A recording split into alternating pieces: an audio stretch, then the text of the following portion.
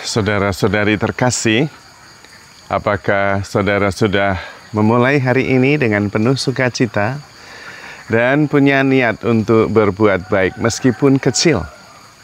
Semoga Tuhan memberkati niat baik saudara. Mari kita hidup sepenuhnya, karena hidup itu begitu menakjubkan. Awalnya saya tidak mengerti ketika Tuhan Yesus berdoa agar kita semua menjadi satu, seperti Bapa dan Tuhan Yesus adalah satu.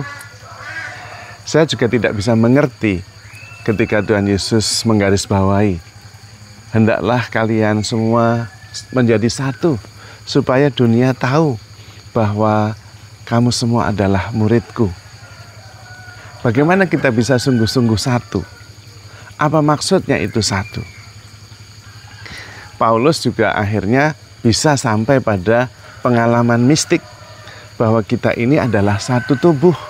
Kristus sebagai kepala dan kita tubuhnya. Memang berbagai macam anggota, tetapi satu tubuh. Paulus mencoba menjelaskan kesatuan itu.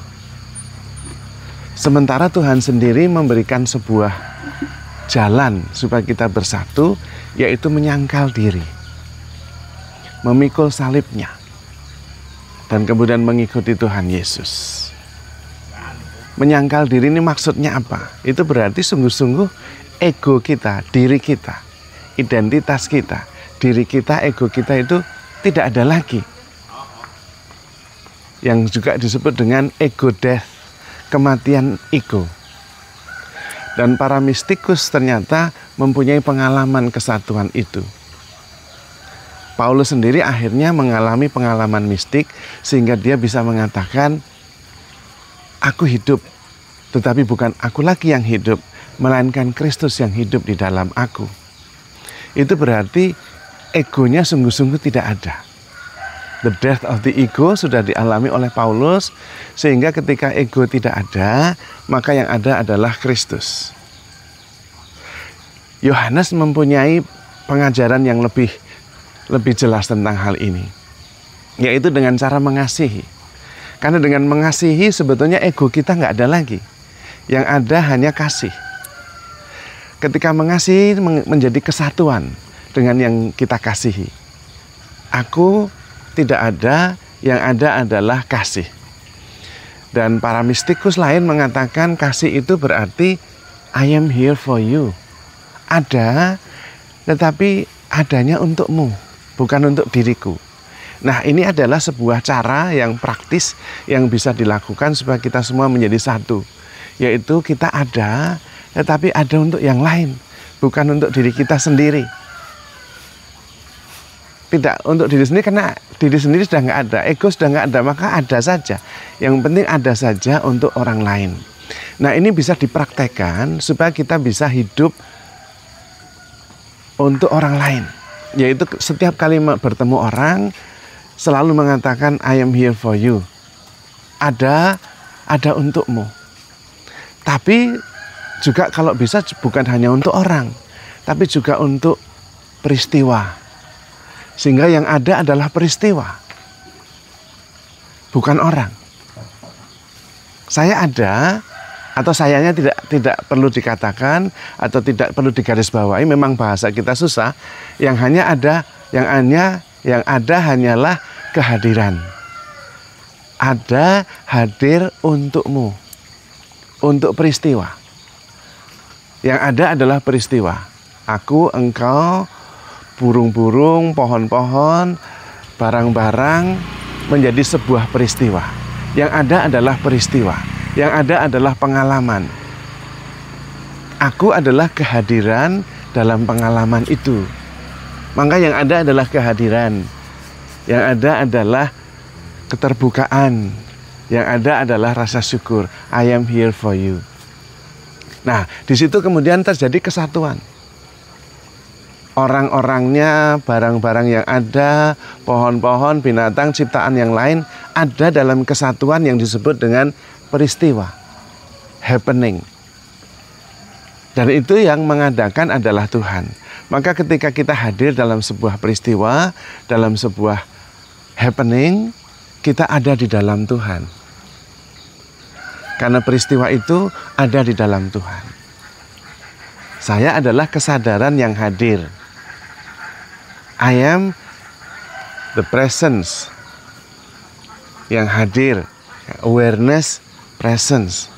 Kesadaran yang hadir dalam sebuah happening. Dan itu ada di dalam Tuhan karena penyelenggaranya adalah Tuhan. Maka disitulah terjadi kesatuan. Kemudian tidak ada lagi aku dan engkau. Yang ada adalah peristiwa. Nah, kalau kita bisa hadir setiap saat dalam peristiwa kita, maka kita selalu hadir di dalam Tuhan. Dan itulah hidup di dalam kasih. I am here for you. Saya hadir untukmu. Kehadiran penuh dalam sebuah peristiwa itu juga dikatakan oleh Tuhan. Aku datang supaya kalian semua mempunyai hidup dan hidup di dalam kepenuhannya. Nah, pada waktu saya hadir penuh, itu berarti saya mencintai. Dan sebetulnya berarti yang hadir itu adalah Sang Kasih sendiri yang mewujud di dalam melalui kita dalam sebuah peristiwa. Maka setiap peristiwa kemudian adalah peristiwa kasih. Dan disitulah berarti juga peristiwa itu adalah kehadiran Tuhan sendiri yang menjadi nyata melalui happening, melalui peristiwa yang di dalamnya ada aku, engkau, dan ciptaan yang lain.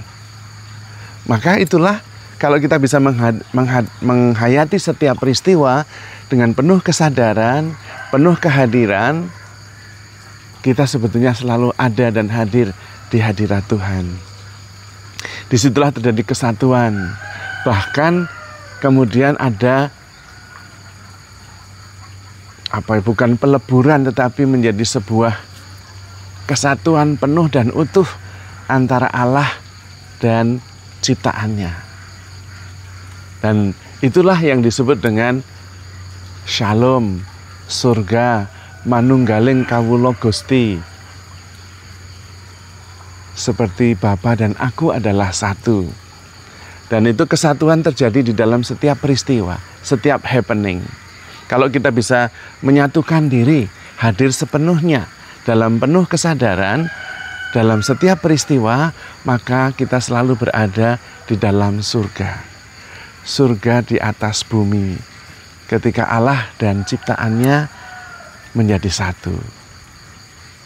Kawula lan Gusti manunggal. Nah, di situ kemudian saya bisa mengerti kalau Tuhan menggarisbawahi pentingnya kesatuan. Tetapi memang langkahnya adalah menyangkal diri. Menyangkal diri jalannya juga dengan cara sederhana mencintai. Menjadi begitu terbuka. Tidak ada lagi batasan. Yang membatasi adalah ego. Karena sejak awal kita adalah kasih.